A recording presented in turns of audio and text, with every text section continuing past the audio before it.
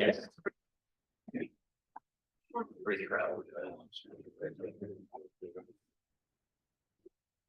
Hey, ladies and gentlemen. Like the meeting on Friday. Oh, I like that. The March 15th Village Board meeting is called to order. Please rise for the pledge. I pledge allegiance to the flag of the United States of America and to the republic which stands one nation, under God, indivisible, with liberty and justice for all.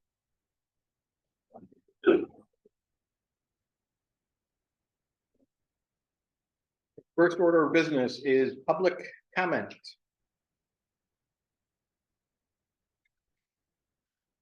Ben. Okay, I do have a couple of quick comments on short-term rentals. In your section D5. You're referring to the handout? The handout, right. I just need a clarification there, and 14, actually. What it is that in the short-term rental owners shall live in the dwellings which the rental unit is located for at least 30 consecutive day periods. There's no limit to the number of days the short-term rental may be used while the owner is occupying the dwelling at the same time.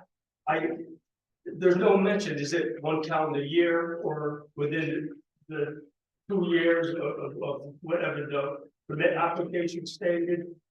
To clear it up, is it 1 year or 2 years? It would be 1 year from the date of the application. But I didn't want to assume anything. Yeah. Okay, 1 year. And certainly. Okay, so that's a good observation. So at the end of that first sentence, I'm going to add each year. Yeah, because it can specify that, so you can interpret it any way you want. You got to permit for 2 years. From the date of the permit.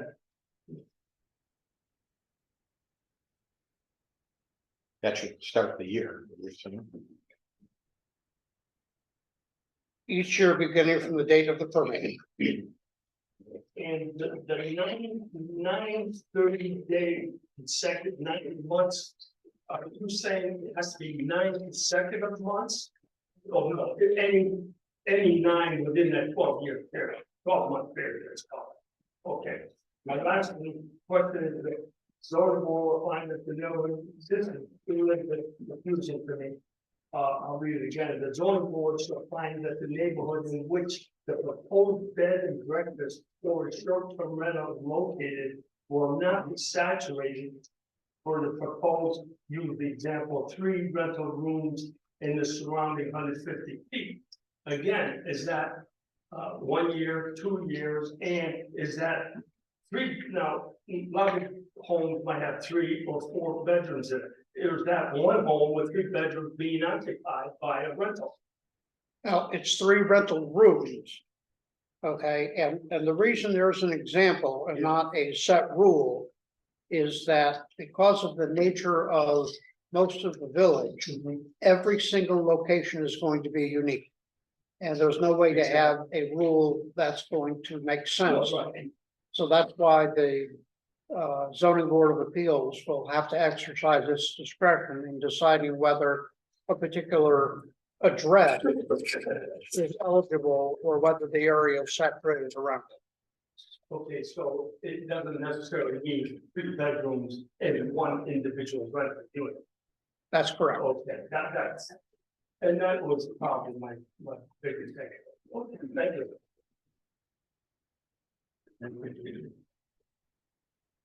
Who else? Got one more here. Hi, John, I'm there at 23 Hilton Loop. I've encouraged by some changes in the draft code for short-term rentals. I would like to point out that Queensbury has a very good contact person language in their code. If I can read it, it's 1 paragraph. Read it.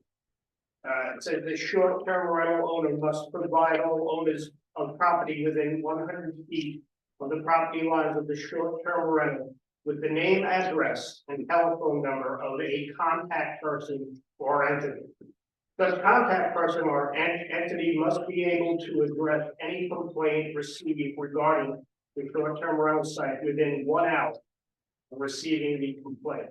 The contact person or entity must document all complaints and responses and submit them to the town within 24 hours.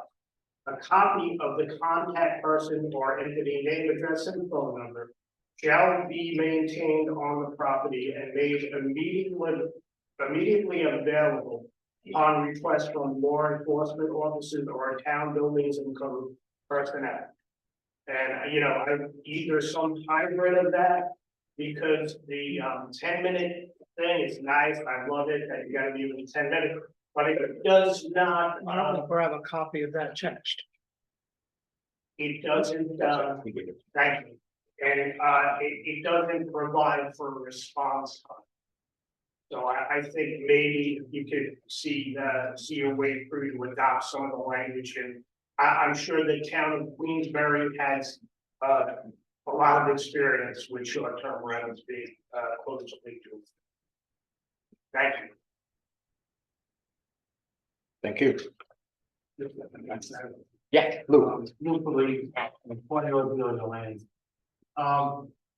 At some of the meetings of the zoning board, there's been a lot of discussion around how the village law would interact with an HOA situation or an HOA adopting different standards than what the village has. Is that something that should be contemplated in the law? Because so far there's been a lot of verbal discussion of that. And you know, we've heard that there's conditions put on, potential conditions put on people's permits about what the HOA, say, requiring landings might or might not adopt.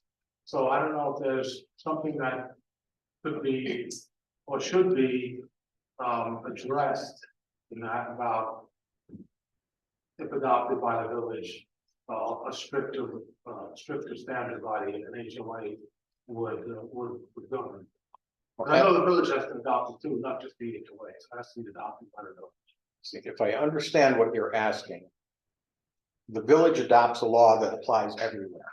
The HOA is entirely within their rights to adopt a stricter law with the board's approval.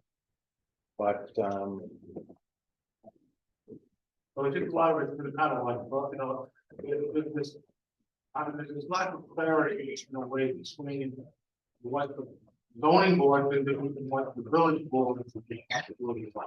You guys are possibly questioning the law. the village board makes the laws, So the zoning board, whatever makes it clearer for the zoning board when you have something that talks about, you know, a prescription on that by the HOA. I don't know if that's necessarily should be a lot of verbal. what was the last thing you said? More restrictive, what? You know, a more strict standard about around short-term rentals than what is adopted in the code. So I mean, I'm not sure of the right way to address this, but just seems there's been a lot of verbal discussion so far. No permits, I don't think any permits are really been issued. There's been discussion of putting conditions in the permits about what the HOA can do. So I don't know. I always like to have things a little clearer if you can. Now, there's no permit, no restrictions in the permit on what the HOA can do. The HOA is a separate independent body who is capable of making their own, basically their own decisions if they want to make it more restrictive than the village has for the entire village law that we are contemplating. And it's the zoning board's job to look at the application and apply these. Let's see, are there 10 other short-term rentals on that block? Is it saturated? Is there parking and things like that? That you want to? Nothing to add.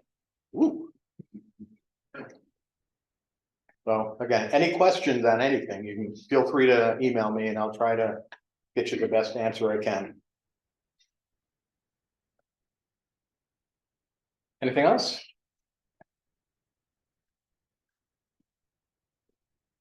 No. Okay, the superintendent is probably sleeping. after plowing for a couple days. I suspect that in the spring, there's going to be a fair amount of repairs that need to be done around the edges of the road, because it's been very, very warm this winter and the plows are very heavy. When they hit the dirt doesn't like it, so. I've been noticing when I walk my dog that there's a lot of areas that will need to be touched up, so don't get too worked up over that. And auditorium fans. We have a presentation. Mary, I don't know if you have that PowerPoint readily available or not. I do not. Okay. So basically, good evening. Myself, Jeff, and Scott are here to present the update to the fans project for the auditorium. During the February Village Workshop, we presented a proposal to Village Board Workshop. We presented a proposal to permanently install fans and improve some of the existing lighting over the seating area in the auditorium, and also update some of the electrical in the back of the auditorium next to the booth, the back wall. There's a electrical panel there that needs some work. So I'm wrapping that all into one shot yet. So what we're here for tonight is seeking approval to proceed with the project. This is a hybrid solution that we're proposing where we use volunteer labor to keep the costs down for the community, and also have proper review and electrical inspection during the village workshop meeting. Peter, the building inspector, had a favorable opinion regarding bringing in the third-party electrical inspector to do the final inspection on the project. And then we would use a village resident who's a commercial electrician. He's verbally agreed so far to do the review and oversight to ensure everything's maintained to code. So what we're asking for tonight is approval to proceed. We put together a cost estimate of material and estimated labor of 40 hours just to show the cost savings there by using volunteer labor to do the installation. So we are requesting in the amount of up to $6,000 to perform the installation. The fans have already been procured. What this amount includes is all the material to properly do the job. So that includes all the wire, the devices, the boxes, the conduit, miscellaneous material for aesthetics to make this look good and blend in with the historic nature of the building. And then also to purchase any additional material that might be required upon Jason Miller's review to bring this electrical panel up to code, and also any of our proposed installation methods to meet current code. So that's what we're here for tonight, is to seek approval to proceed with that project. And then Jeff has so kindly built a mock-up just to show the board and the residents of how we would install the fans on the posts that go up the aisles of the auditorium. Jeff, you want to take over here? So this is a mock-up that I built. This is essentially what one would look like. So we would have 8 of these. So this would be a fan up top and a light down the bottom. So there would be 8 of these, and then there would be 6 of just this bottom part, because there would be 6 lights on separate beams. So essentially, when we went to the auditorium, there's actually cable trays already installed. So this little piece right here actually wraps around the post, and then the cable goes in the cable tray. So all you would see in the front, if you were to look up at it, again, this is going to be 10 feet above the air, but the fan mount would be here and the light would be here. So this is, and this brown, this is the best brown I could find, but there are columns that have been painted in the auditorium, and we use that color to match the auditorium color. The light, I think is antique bronze, right? So, and I believe the fan is something like that too, antique bronze. The only difference in this mock-up that I made versus what would be installed is that this top box, this is just a 4-inch box, it's gonna be 6 inches, so it'll be a little bigger. And then the distance between, we would have to really get up there and see where the lights are gonna actually go and figure out, you know, how far these would be apart. But this is what we're looking at doing. You know, we all kind of sat down and thought of some good ideas that would look good, but that. Anybody have any questions about this? Question. Is the building inspector aware that the civilians are gonna be putting in the wires and so forth? And that it's going to be then approved by a certified electrician? That is correct, yes, Tom. And so Peter was here during the village workshop meeting in February. And his comment was, okay, we'll bring in the underwriter, third-party inspector that the village uses to sign off on everything. Okay, thank you. And then, like I mentioned, Jason Miller would review everything and provide you oversight on the actual installation. He actually did some work for us in the auditorium before installing a floor box for the new seating area and some other things. And I believe he's also done work for the village in other locations here and elsewhere in the village buildings. Let me bring this up here. So there's a copy just to see where we got started there. And then this is an updated PowerPoint that shows a location of start that one there. So we've got an Excel that has a line item estimate that currently sits at about 4,300. So we're seeking approval for up to 6,000 in case there's some things found during the installation that need to be added on. And basically, the purpose of doing this is one of the challenges with the auditorium over the years is when we have those hot summer days, there's no real good adequate ventilation in there other than opening all the side windows. And we've used the portable home use style fans. They don't really work that great in there. Just as a side note, the fans that are being that were purchased, they did do a test over the last summer with testing sound and acoustically, they're not too loud. They oscillate back and forth. So they're a pretty good fan for our budget. And then also the lighting piece of this project, when the old seats were removed, the old house light schoolhouse globe lights were removed when the seats were removed because they were very old electrical. The glass shades are very brittle and breaking, and so this solution replaces kind of the what we were missing from there in a modern sense, so to speak. So basically, seeking approval to move forward with that. The timeline is looking to have these installed by May.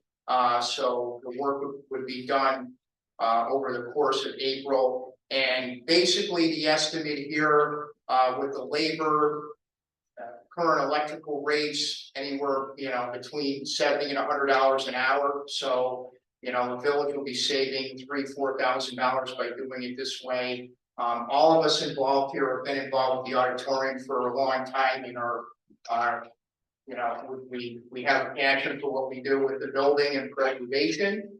And since I see Dixie here tonight, I want to give her credit for part of what we're able to do here with keeping the costs down is those metal wire arrays that she had installed years ago all the way up and down the aisles. They're already, some of the infrastructure is already there. It's commercial.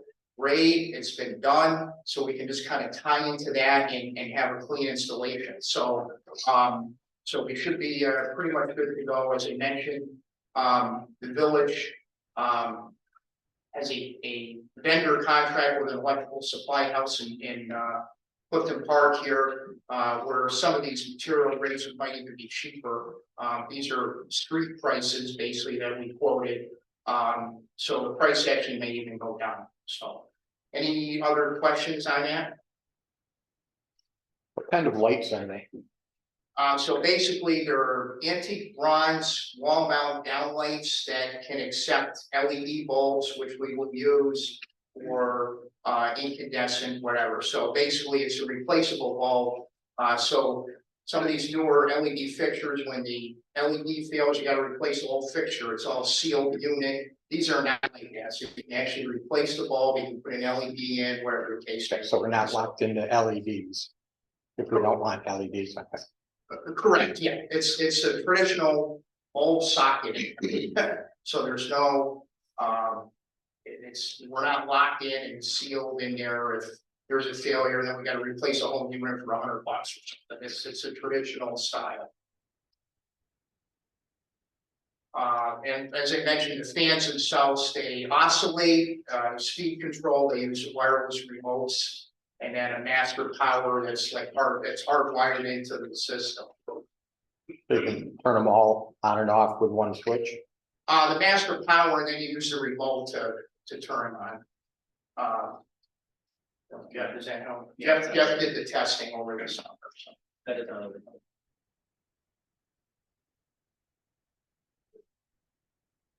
Any questions from the board? Good job, guys. Appreciate the lots of good job. Entertain a motion to authorize me to sign contracts up to $6,000 from a fund to be determined tomorrow. So that was gonna be my question actually in discussion. Discussion? Paul? Matt? Yes. Tina? Yes. Me? Yes. Thank you. Treasurer? There's no resolutions this month. I'm gonna save that for next month, you'll be getting those. We're just gonna ask that you see analysis and in the abstract.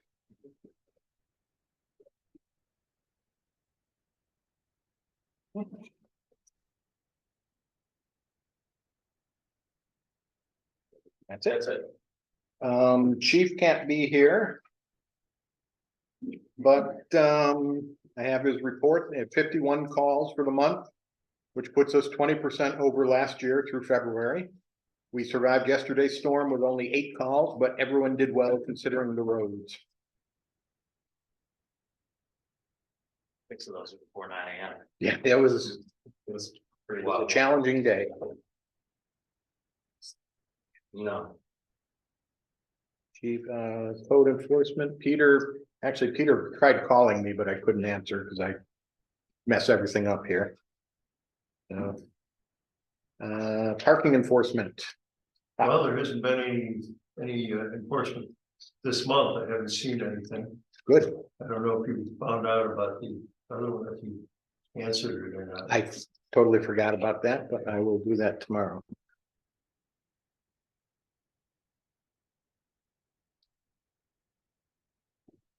Okay, thank you. Auditorium, Sharon. Hi.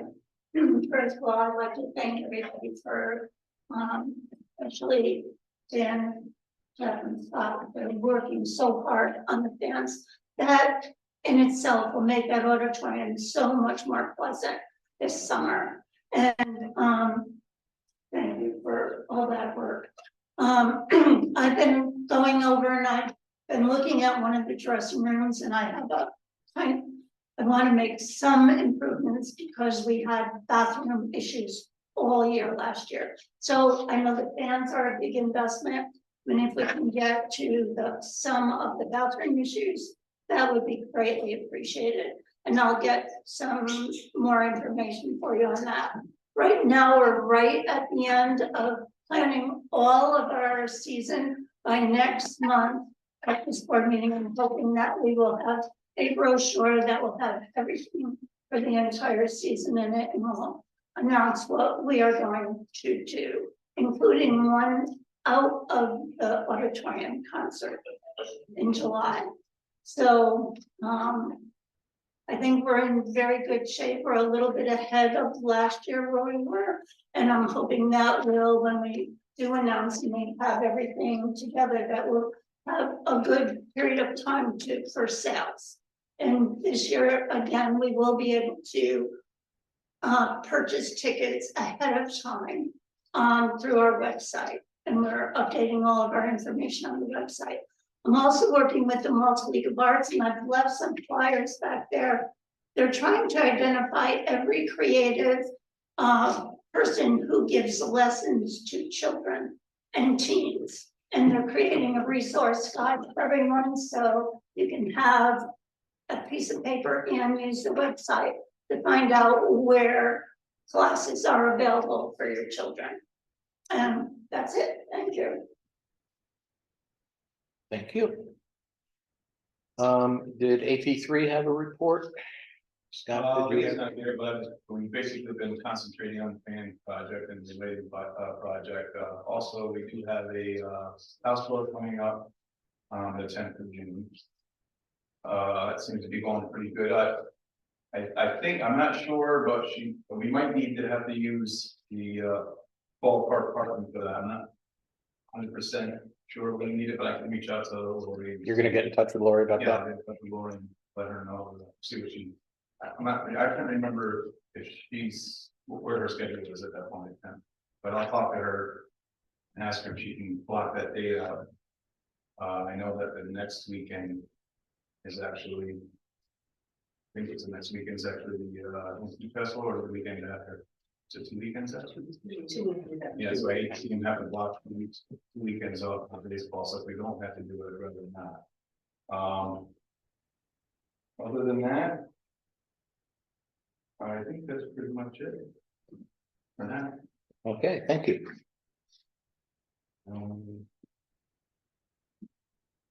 Clerk, were there any correspondences? No? Okay. Alrighty, old business, bulk waste collection update, Matthew? So we have nailed down a date for the bulk waste. It will be on May 20th, Saturday. And Twin Bridges will be doing the bulk pickup. It will be done in a single sweep, so it will all be picked up on Saturday. So everything that you want to have out, make sure it's out. Don't have it all done in one day, done and dusted. And there's a list of do's and don'ts. Did you put it out on the village email, Gary, yet? Or just on the village Facebook I page? put so much I know. stuff I forgot. So if we haven't sent it out yet, I'll make sure it sends out through the village email. We'll post it in the community room also, the things you can and can't dispose of. So it's just your typical stuff if you guys are using bulk pickup. And it's conveniently the weekend after the village It night. is. Garage. If you don't sell in the garage sale, put it at the curb. And in the past, the complaint about this was it took place over a 1 week or 2 week period. 10 days for 10 days, and you left your stuff out and it was chaos with people coming in and picking through stuff, so.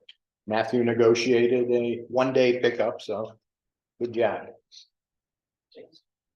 And next, short-term rental discussion. A committee has met a few times to. 3 times, all right, 3 times. To discuss various aspects of it, and we came up with the draft that we sent around a couple days ago. And so board, what do you think about it? I just made my one comment about the distance. The distance, and item number 10, no special use permit shall be effective unless there is a person living within. We had a 10-minute drive, but that's subjective, so. I prefer to put a hard mile radius instead of minutes drive, just to make sure that everything's objective as possible. And I thought, My wife can get a lot farther in Yes, minutes and I somebody can. said they could drive their Lamborghini 200 Yeah. miles an hour from Lake George and get here in 10 minutes or something, so I suggested 7 miles, being that that's roughly equivalent to 10 minutes in typical driving conditions, but And other than that, I had no other issue. I thought it was a really great document, and I thought there was one comment about making sure we button that up with the calendar year was, 1 year from the date of permit. yeah, right, make sure that that's explicit. The 9 months, for those who don't know, is up from 6 months, which was in the original. So we tightened that up a little. A lot. So you have to occupy it for 9 months, you can only keep it out for 3 months. And the reasoning behind that was either snowbirds Snowbirds. or the track season. So- Yep.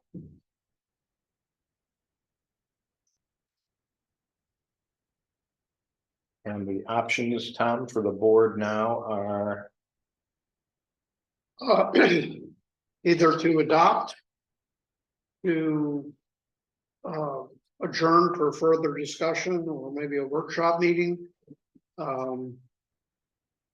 To decide they don't want to, you don't want to amend the law, or impose a moratorium for 4 months, during which time we work on this local law.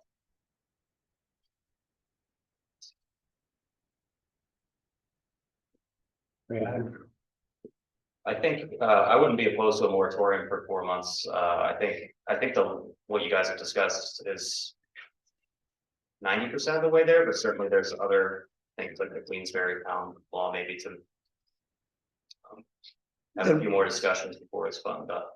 Perhaps we want to have a workshop at the meeting on the first Wednesday of the next month. capital idea. Yeah. And in the In- meantime.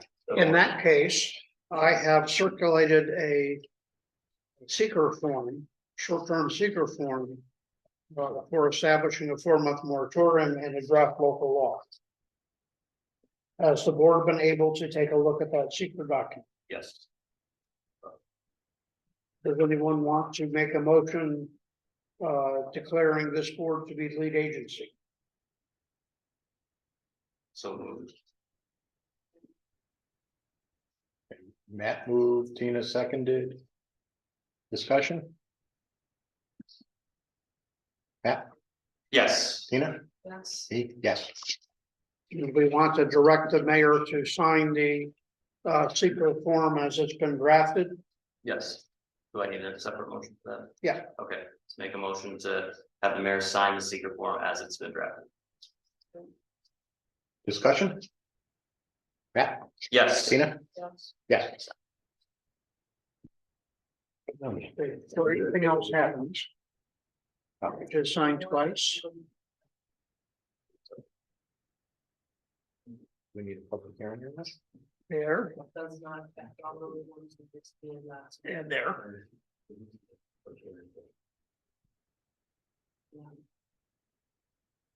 And like to ask the board to schedule a public hearing on this proposed local law for 1 month from tonight.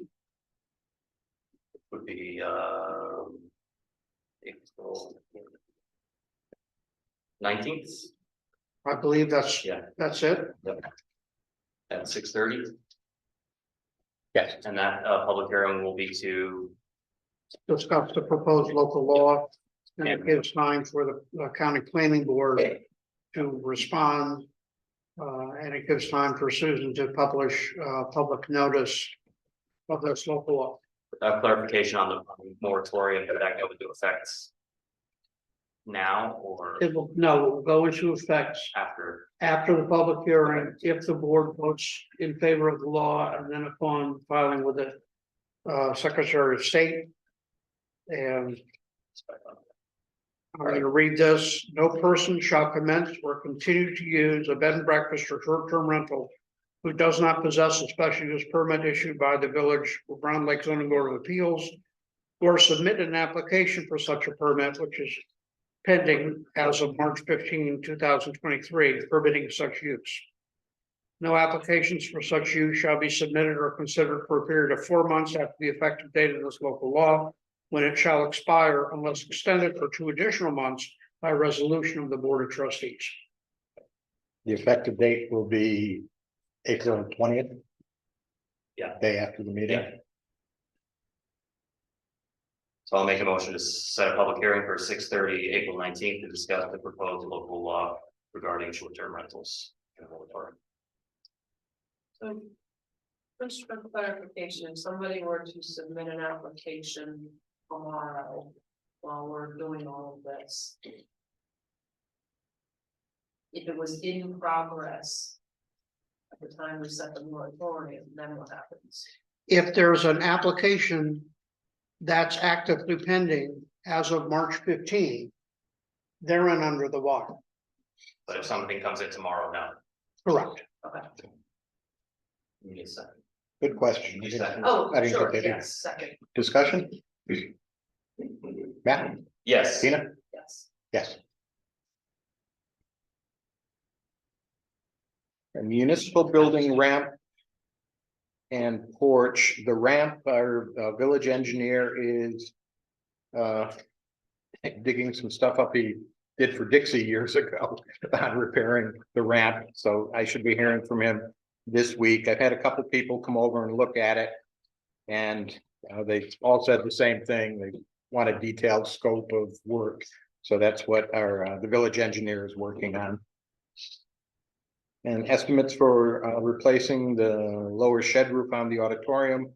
We have a few, and I know I said Peter and I would get together to talk about them, but that didn't happen since the last meeting, but it will tomorrow. So I should have some more information on you at our April meeting. And new business. Sorry. The budget presentation. It is no major surprises. Tax rate went, the property tax rate went down about 2.4%. Down to 415 from 425. Water rate staying the same. The metered rate is going up a little bit. Clifton Park has raised the cost of water 8% since over the last 2 years, and we've been absorbing that by using some of our fund balance. We raise it 1%, I think, roughly, right? 397 for. Yeah. And the upcoming year is going to be the year of water. We're going to take a deep dive into the water rates. And the sewer rate is remaining the same.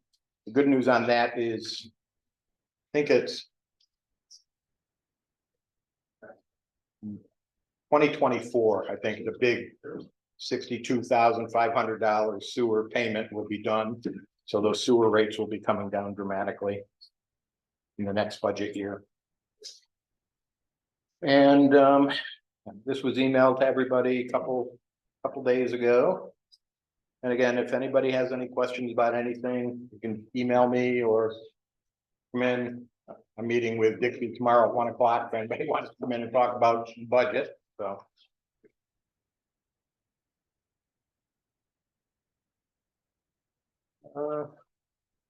That's it for the budget presentation.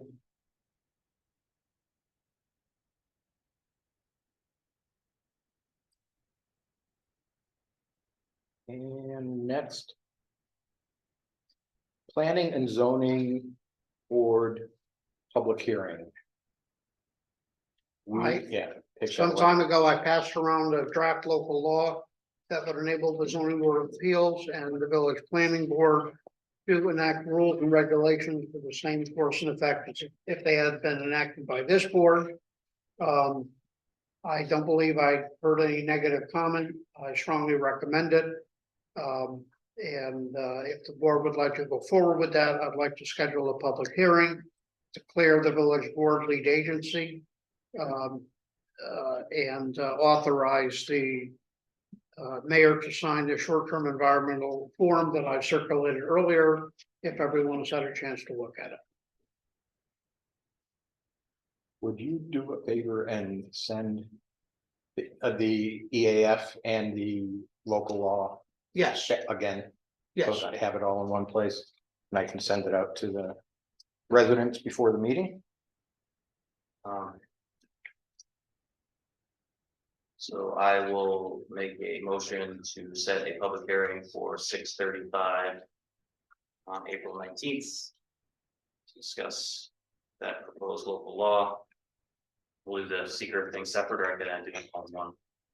So, Declaring ourselves lead agency? yeah, can I do that on one resolution or? Yes. And also declare ourselves lead agency and instruct the mayor to sign the secret. Second, Tina? Discussion? Yes. Matt, Tina? Yes. Yes.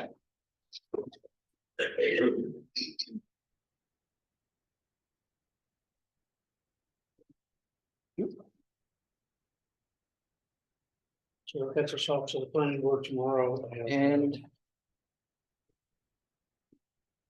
no correspondence, approval of minutes. I have one minor correction to the minutes from February 15th. It's just under the discussion of bulk waste. I talked about this briefly earlier. Where is it? So it was just a clarification. I received similar quotes from County Waste and Twin Bridges, and that I suggest that we do a bulk pickup every other year versus suggesting we alternate between the two companies every other year. So that was just a minor correction I wanted to make to that. It's just to clarify what my comment was. Other than that, I'll make a motion to approve with that correction. Second. Matt, Yes. Tina? Yes. Yes. What is the answer? Approval of abstract. I make a motion to approve the abstract in the amount of $48,160.69 for March. We gotta read the policy. Oh. In the A fund is 41, or from the A fund would be $41,226.06. And the T fund would be $5,672.62. From the F fund, $2,669.96, and nothing coming out of the G fund. Second. Discussion? Yes. Yes. Yes. Village attorney. Nothing else? I would like to, thank the DPW department for an outstanding job in this impossible weather. And trustees. I would like to wish Bill Ryan a happy 87th birthday today. That's right, that's right.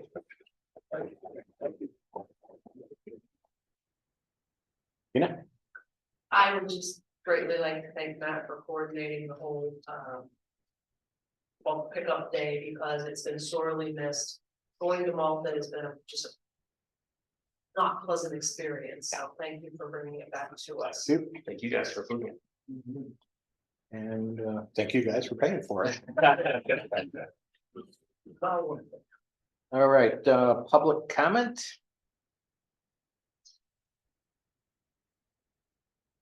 Yeah, Luke. Just, I have a couple of questions. One was, when you approved that motion at the public hearing for the Airbnb and potentially oppose a moratorium, you said that any applications that were already in progress would continue, but under what conditions do they continue? The existing law as it is today, how does that work? So if you're considering applications that are already in the pipeline, do they consider these under the existing law? Are they, could be considered under where the law might go? How does that work? My understanding is that the zoning board looks at each application And looking at our laws as guidelines. Kind of. Sets the terms for. Based on where it is and. Yes, the zoning board of appeals in issuing a special use permit is authorized by law to attach reasonable conditions. And the conditions that were attached to, I believe, the 3 permits that were issued were slightly different. Based on conditions of the premises, for example, I believe in one of the apartments at Victorian Landings, there were no dogs. There was a application, I believe, on New York Avenue where the owner had a fenced in yard, so that there was no reason not to restrict pets.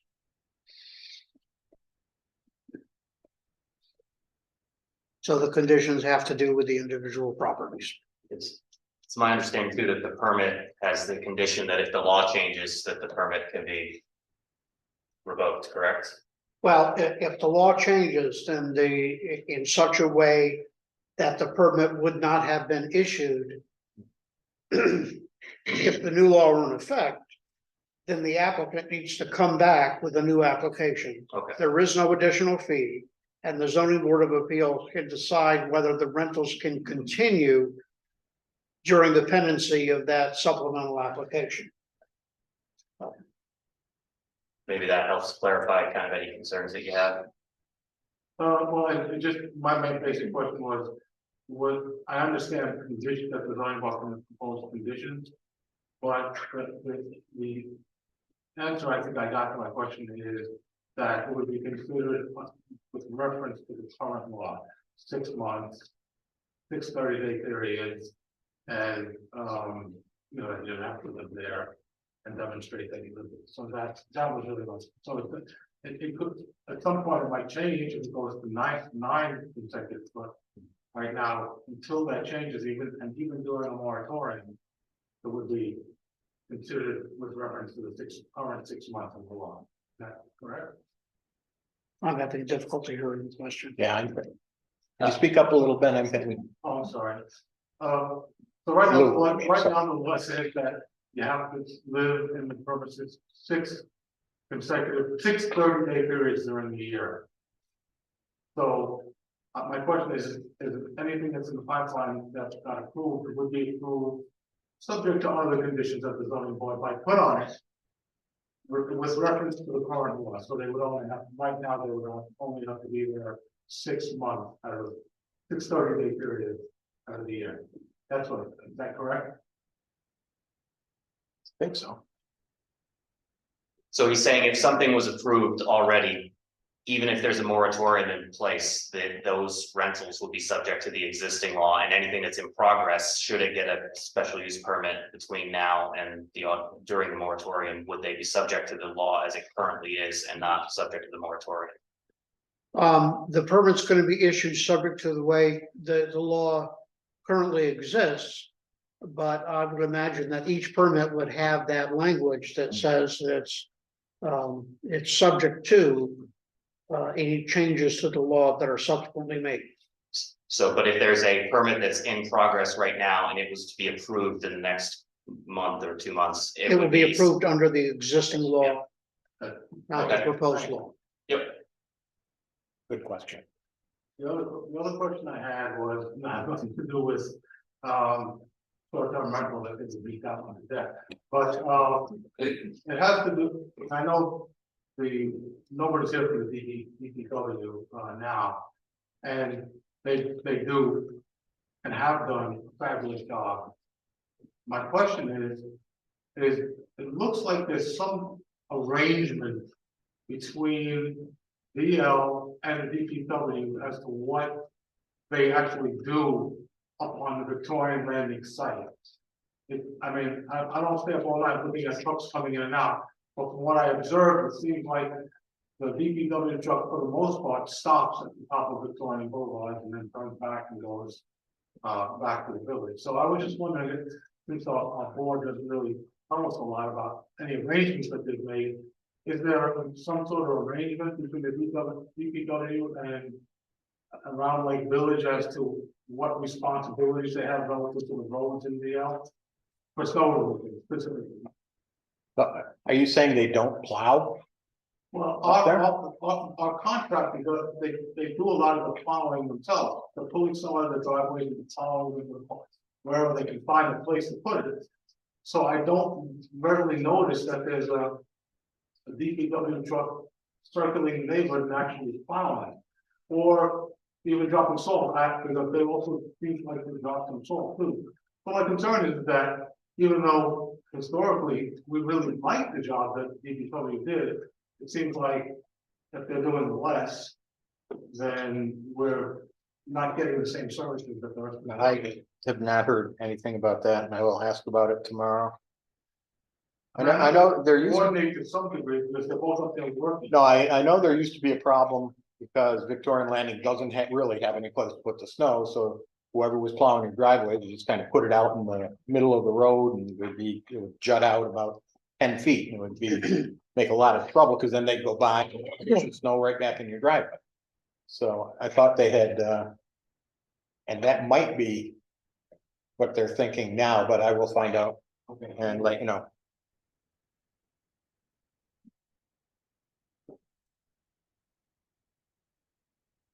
And anything else? Okay, well, thank you all for coming. I will entertain a motion to enter executive session to discuss employment, something of a particular person, something fire department. I forgot it. Applications for membership to the fire. Thank you. That's what I meant. Second? Second? Yes. Thank you. Thank you. Good night.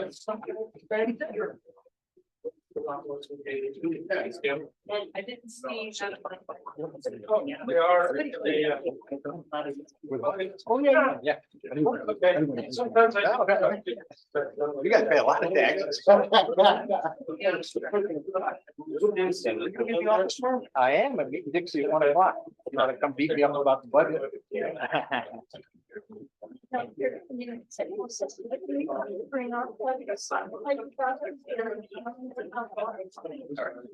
in charge of that. We're in charge of that. It was, no, I'd say it was consider it a village event, because everyone's a village resident. Yeah, sorry. Yeah, but do it on tomorrow. Yeah. Need a whole new, yeah.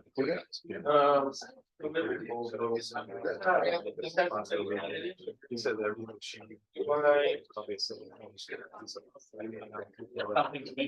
Your attorney. This. Quick question. The planning board elected or chosen.